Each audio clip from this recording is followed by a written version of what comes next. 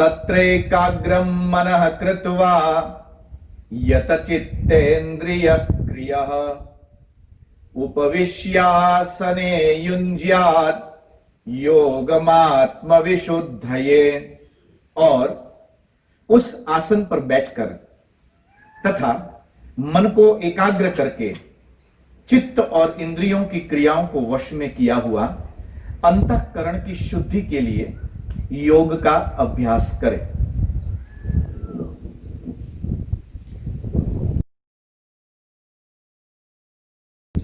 तो सज्जनों, मुस्कुराइए।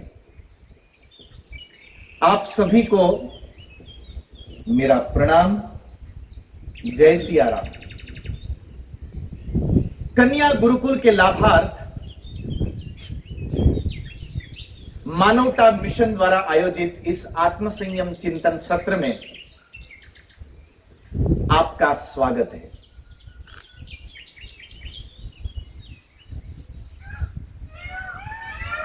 आत्म संयम की ये यात्रा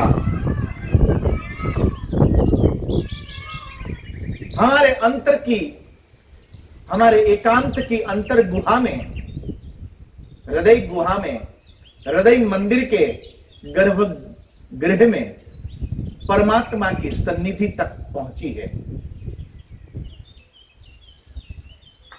अब इस आनंदपूर्ण, इस व्यापक, इस सशक्त अनुभव, इस अनुभव को और ज्यादा समय मिले, ये हमारा अस्तित्व बना रहे, एतदर्थ भगवान श्री कृष्ण हमारा मार्गदर्शन करते हुए कहते हैं कि स्थिरम आसनम उत्तमम, जिस पर हमने चर्चा की थी। 3 प्रकार के गुण हैं, सत्वगुण, रजोगुण और तमोगुण। सत्वगुण आलस्य की ओर ले जाता है, रजोगुण प्रवृत्ति की ओर ले जाता है और तमोगुण आवश्यकता से ज्यादा हमें दौड़ने के लिए प्रेरित करता रहता है। जिसने इन तमाम वृत्तियों पर अब अपना काबू पा लिया है और इन तीनों वृत्तियों पर काबू पाकर जिसने अपना आसन उसका बनाया और उसी पर जो योगारूढ़ हुआ है, ऐसा आत्म संयमी साधक अपनी ईश्वर की सन्निधि को, अपनी इस व्यापक अनुभव को, अपने इस आनंदपूर्ण क्षण को और सुदृढ़ बनाने के लिए भगवान श्री कृष्ण कहते हैं कि तत्रैकाग्रम मनः कृत्वा। जहां पर पहुंचने के बाद व्यक्ति का मन अब स्थिर हो चुका हो, मन का सारा भटकाव, मन का सारा उछलना कूदना, इधर उधर भागना, जिसका अब समाप्त हो चुका हो, जिसका मन अब एकाग्र हो सके, ऐसा एकाग्र मन को लेकर व्यक्ति अब इस अनंत की सन्निधि का, इस ब्रह्म की उपस्थिति का, इस परमात्मा की अंतर्गुहा में अवस्था का पूर्ण आनंद प्राप्त करता हुआ केवल उसी ब्रह्म के साथ अपनी चित्त वृत्तियों के साथ संलग्न जो रह सके, इस पर गंभीरता से विचार करना आवश्यक है। तत्रैकाग्रम मनः कृत्वा, यह बड़ा अद्भुत सिद्धांत है कि मन के हारे हार है, मन के जीते जीत। मनः एव मनुष्याणाम कारणम बंध मोक्षयोः बद्धस्तु विषयासक्तः मुक्तम निर्विषयम मनः।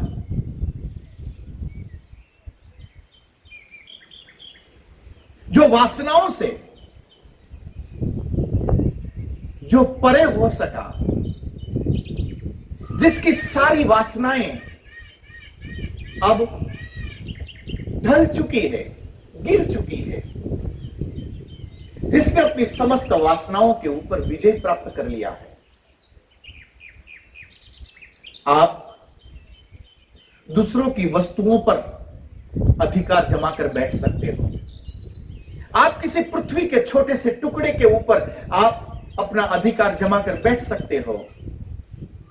आप किसी व्यक्ति को प्रभावित करके उसके ऊपर अपने अधिकार को स्थापित कर सकते हो। ये बाह्य अधिकार की ये जो दौड़ है ये बनी रह सकती है, किंतु खुद के ऊपर अधिकार स्थापित कर कर बैठना ये ज्यादा आसान नहीं है। एक बड़ी मजेदार बात है कि जो मुक्ति के लिए, मुक्ति को उपलब्ध होने के लिए सत्संग में आकर बैठता है, जहां पर 7-7 दिन तक मुक्ति के विषय में गहनतम चर्चाएं होती है और उन्हीं चर्चाओं का जो आनंद लेता है, उन चर्चाओं के बीच में जब भी उसको अवसर मिलता है तब वो भी मुक्ति के गीत गाता है। इन मुक्ति की वांछा रखने वाले, इन मुक्ति की इच्छा रखने वाले, इस मुक्ति के स्वप्न देखने वाले लोग, उनका अपने अस्तित्व को वो मुक्त न कर पाए, जो अपनी वासनाओं पर विजय प्राप्त न कर सका, जिसकी वासनाएं अभी भी दौड़ती रही, जो अपनी छोटी छोटी वासनाओं का गुलाम रहा। मजेदार बात है कि जो वासनाओं की गुलामी न छोड़ सका और मुक्ति की चर्चा करने बैठ गया। बद्धस्तु विषयासक्तः, क्या है इस संसार का बंधन? तो यहां पर और कोई बंधन नहीं है, क्योंकि भागवतकार कहता है कि पश्यान्निशम जगदिदम क्षण भंग निष्ठा वैराग्य राग रसिको भव भक्ति निष्ठा। इस समग्र संसार, ये पूरा द्रव्यमय जगत, ये पूरा जगत चूंकि द्रव्यमय है इसलिए क्षणभंगुर है। इसका बनना, इसका मिटना, इसका फिर से बनना, ये इसका बनना और मिटने की ये यात्रा चलती ही चली जाएगी, चलती ही चली जाएगी। इसमें शाश्वत केवल ईश्वर अथवा तो ईश्वर का अंश आपके भीतर छुपी वो आत्मा है। इसलिए गोकर्ण महाराज कहते हैं कि वैराग्य राग रसिको भव भक्ति निष्ठा। यहां पर कोई भागने की चर्चा नहीं है। आप जहां हैं, जैसे हैं, जिस अवस्था में हैं, बने रहिए, बस मुस्कुरा दीजिए, उन घटनाओं को होने दीजिए। कोई स्वार्थ लेकर मुस्कुराएगा, कोई निस्वार्थ होकर मुस्कुराएगा, कोई छोटे से बालक की तरह आपके साथ खेलता रहेगा, तो कोई आपकी भावनाओं के साथ खेल जाएगा। ये सारे खेल, ये आकर्षण और अपाकर्षण, ये सब चलते चले जाएंगे।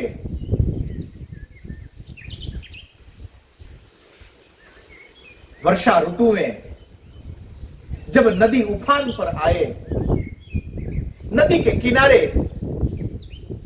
एक वृक्ष के तने से एक पत्ता गिरकर नदी के जल में गिरा।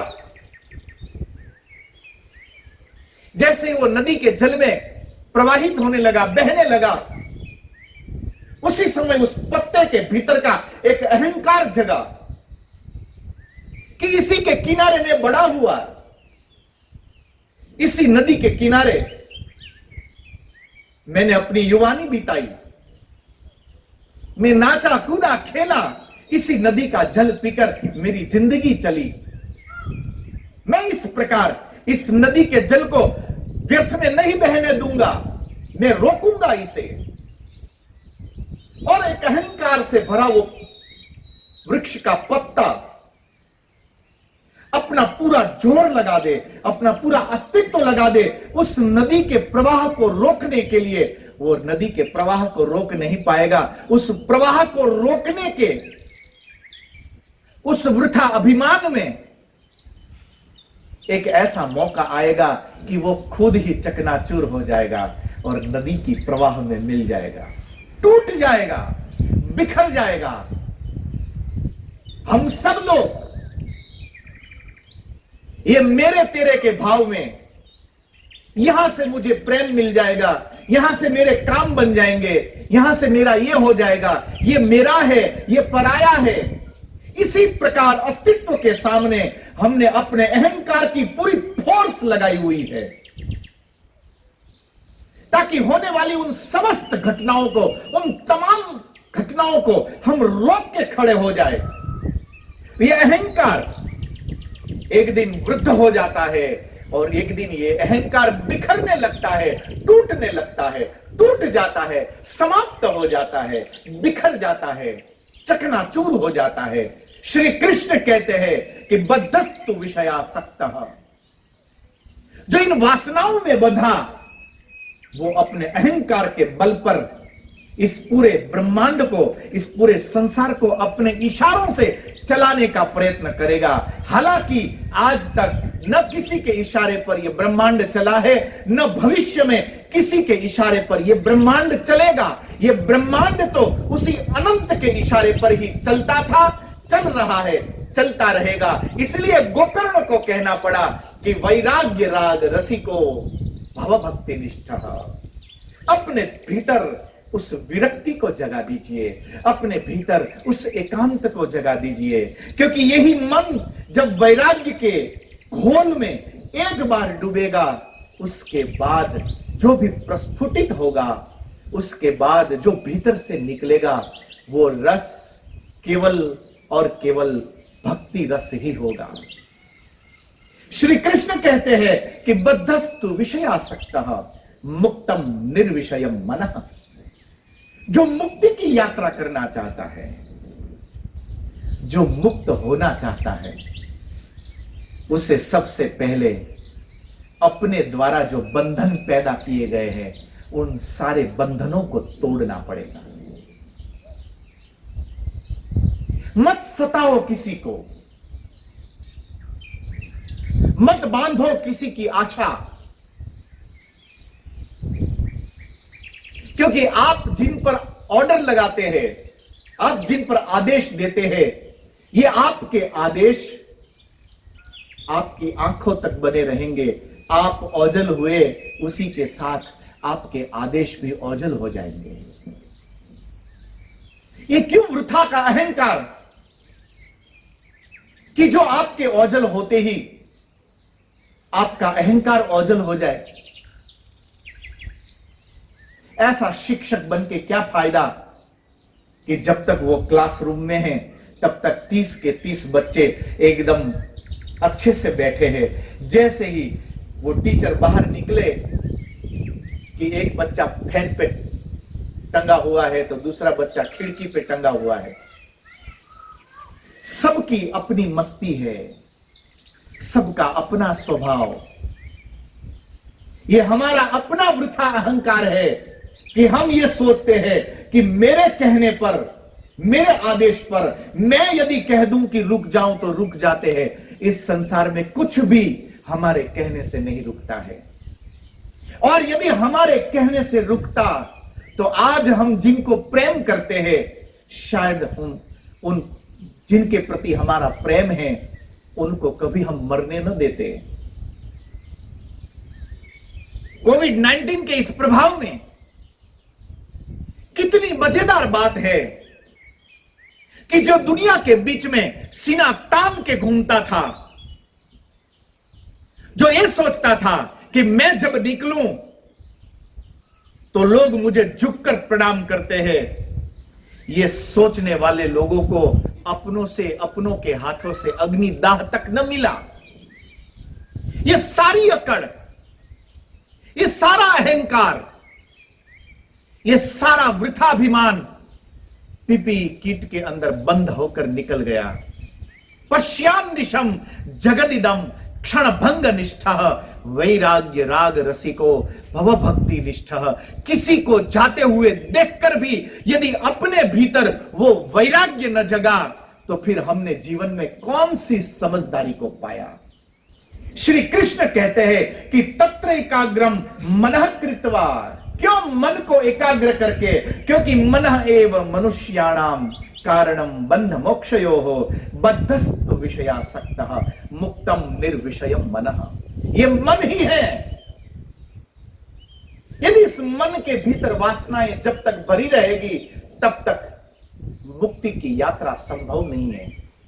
यदि मुक्ति की यात्रा करना चाहते हो, ऐसे मुक्ति की यात्रा करने की इच्छा रखने वाले प्रत्येक आत्म संयमी साधक को चाहिए कि आइंदा कभी भी उठकर ऑर्डर लगाना बंद कर दे। किसको ऑर्डर दे रहे हो जहां आपका कोई है ही नहीं? क्यों अपने ऑर्डर से चलाकर अपनी क्षुद्र इच्छाओं को, अपने क्षुद्र अहंकार को बचाए रखने के लिए क्यों किसी को सताना? एक बार अपनी आत्मश्रद्धा के साथ, अपनी हिम्मत से, खुद के सहारे एक बार खड़े होने की हिम्मत तो करके देखिए। कोई साधु जब अपने सारे वैभव को छोड़कर जब निकलता है, उस समय उसके पास अपना आत्म वैभव छोड़कर और कुछ नहीं होता है। और यही आत्म वैभव उस सन्यासी का जीवन भर का पाथे बन जाता है। श्री कृष्ण कहते हैं कि आपके भीतर जो वैभव छिपा है, उसी वैभव के सहारे, उसी वैभव की ताकत को लिए एक बार खड़े होकर तो देखिए। देखना, आपको किसी के सहारे की जरूरत नहीं रहेगी। ये दूसरों का सहारा ढूंढना, दूसरों के सहारे अपनी वासनाओं को पूरा करना, जिस दिन ये वासनाओं को पूरा करने का ये तरीका बंद हो जाएगा, उसके बाद, मैं तो कथाओं में अनेकों बार बोला हूं, आप सबने मुझे सुना भी होगा, मैं आज फिर से एक बार दोहरा दूं कि मुक्ति के यात्रा के पथिक हो आप। मुक्ति आपका अधिकार है, मुक्ति आपका स्वभाव है, क्योंकि वही मुक्त आप थे जहां से बिछुड़कर इस शरीर में आए हो। इस शरीर को छोड़ने के बाद उसी मुक्त अनंत की ओर आपको यात्रा फिर से आरंभ करनी है। यह तो एक पड़ाव भर मात्र है, कुछ दिन रुकने का एक इंतजाम। यह तो एक धर्मशाला है जहां पर यात्रा करते करते कुछ दिन रुका जा सके ताकि यह थकान उतर जाए। मुक्ति के यात्री हो, इसलिए याद दिलाना चाहता हूं कि दूसरों को सताना बंद कर दो, दूसरे पर ऑर्डर लगाना बंद कर दो। आपके होते हुए जब हर व्यक्ति मुक्त हो जाए, अनुशासन किताबों में लिखकर नहीं बनाए जाते हैं। अनुशासन तो अथ आत्मानुशासनम वांग में मनसी प्रतिष्ठितम मनो में वाची प्रतिष्ठितम। यदि अनुशासन की बात हो तो बहुत सी स्मृतियों में बहुत सारे अनुशासनों को लिखा गया। हर देश का अपना अपना संविधान बना दिया गया। जब संविधान बना होगा तब सबके मन में यही ख्याल रहा होगा कि अब इसी संविधान के हिसाब से पूरा राष्ट्र चलेगा। क्या कोई राष्ट्र चला? यदि चलता तो वहां पर कोर्ट की जरूरत न रहती, यदि चलता तो वहां पर आर्मी की जरूरत न रहती, यदि चलता तो वहां पर पुलिस की जरूरत न रहती। वहां पर ये सारे नीति नियमों की जरूरत न रहती, वहां पर चौराहे पर रेड सिग्नल की जरूरत न रहती। ये सारी जो व्यवस्थाएं हैं, ये व्यवस्था हमें बताती है कि अनुशासन लिख के नहीं, अनुशासन आत्मा से बनाए जाते हैं, अनुशासन स्वभाव से बनाए जाते हैं, अनुशासन मन में होते हैं। जिसके मन में अनुशासन है उसका पूरा अस्तित्व अनुशासित हो जाता है। आत्म संयमी साधक को चाहिए कि जो खुद के अनुशासन में आ जाए। एक बड़ी मजेदार बात है कि कानून के अनुशासन में रहने की चर्चाएं होती है, लंबी लंबी टीवी डिबेट होती है, उस पर बार बार संशोधन किए जाते हैं, उस पर बड़े विचारक लोगों को इकट्ठा किया जाता है, दूसरे राष्ट्रों से उदाहरण स्थापित किए जाते हैं।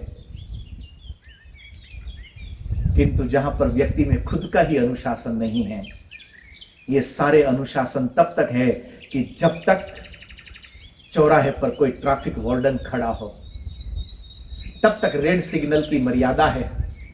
जैसे ही ट्रैफिक वार्डन हट गया, उसके हटते ही रेड सिग्नल अपना काम करता रहेगा, हम अपना काम करते रहेंगे।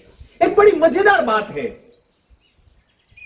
कि लाखों रुपए की कार लेकर निकला आदमी राउंड अबाउट तक घूमने जाने से फ्यूल ज्यादा खर्च हो जाएगा, उस लालच में बीच में रास्ता तोड़कर वहीं से यू टर्न ले लेता है। और ये सब यू टर्न लिए लोग फिर किसी मंदिर में पहुंचते हैं, वहां कोई सन्यासी उनको मुक्ति की कथा सुनाता है,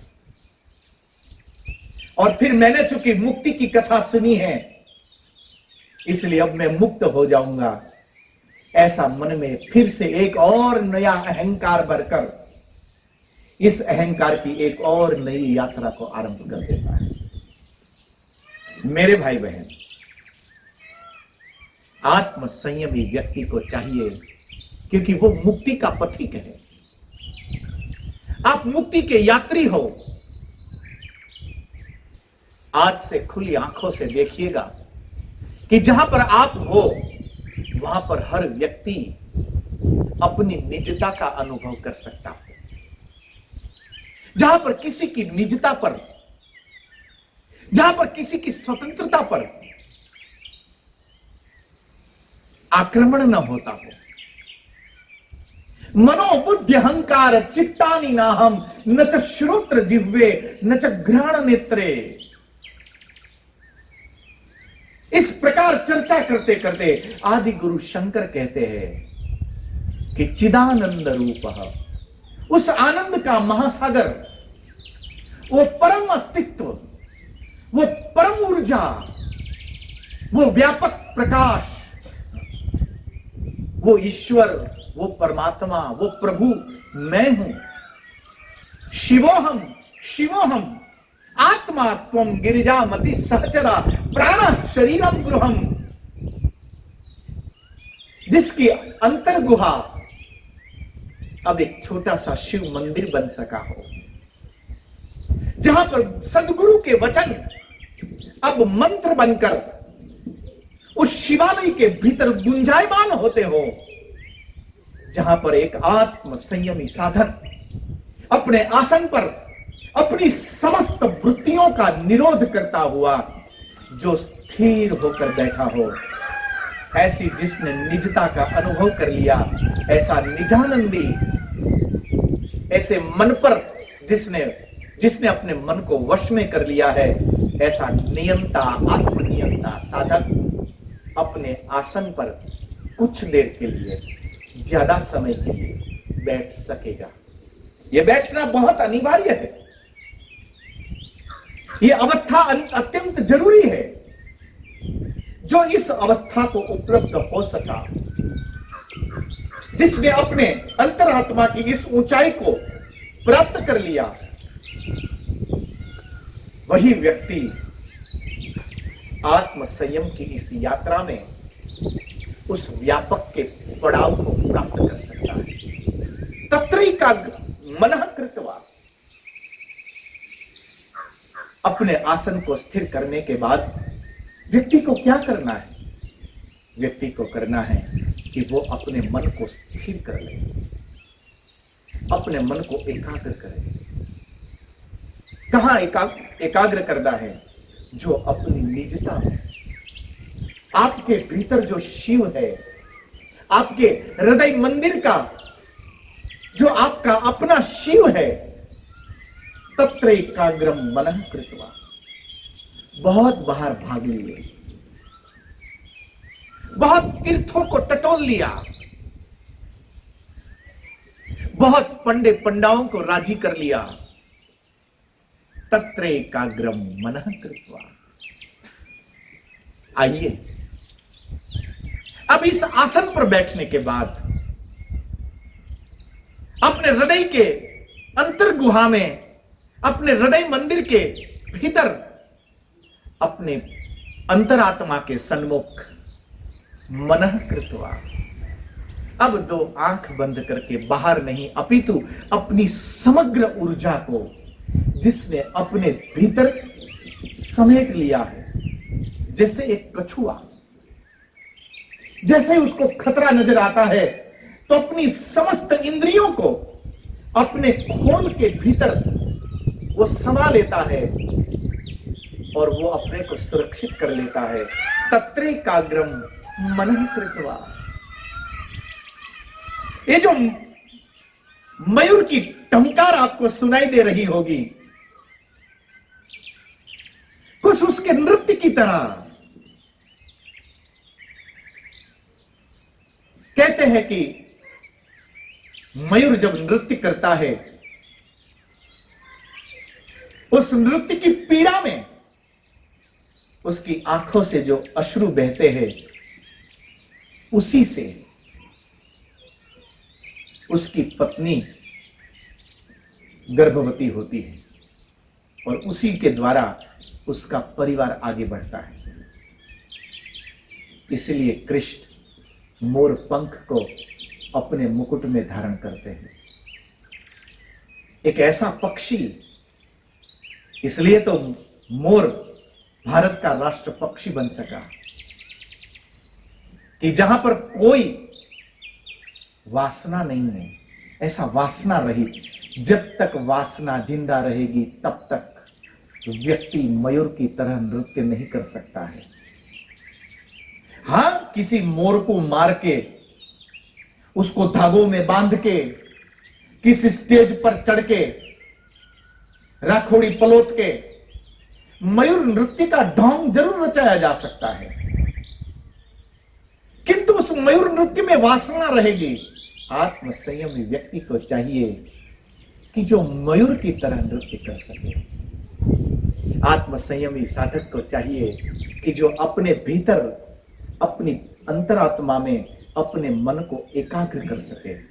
जिसने अपने मन को एकाग्र कर लिया है, जिसने अपनी समस्त वासनाओं को समाप्त कर दिया है, ऐसा एकाग्र चित्त, ऐसा दत्त चित्त आत्म संयमी साधक। बोले इससे क्या होता है? तो भगवान श्री कृष्ण कहते हैं कि तत्रैकाग्रम मनः कृत्वा। जैसे ही आत्म संयमी साधक ने अपने मन को एकाग्र कर लिया, एकाग्र करते ही उसकी समस्त क्रियाएं, उसकी बहिर्गति समाप्त होने लगी। इंद्रियां स्वतः ही निढाल होकर शांत होने लगेगी, उसकी अंतरात्मा आगे बढ़ने लगेगी। तत्र एकाग्रम मनः कृत्वा। इसी विषय को और आगे व्यापक रूप से समझने के लिए आपसे पुनः मिलने की आशा के साथ आप सभी को मेरा प्रणाम। जय सिया राम। मुस्कुराते रहना।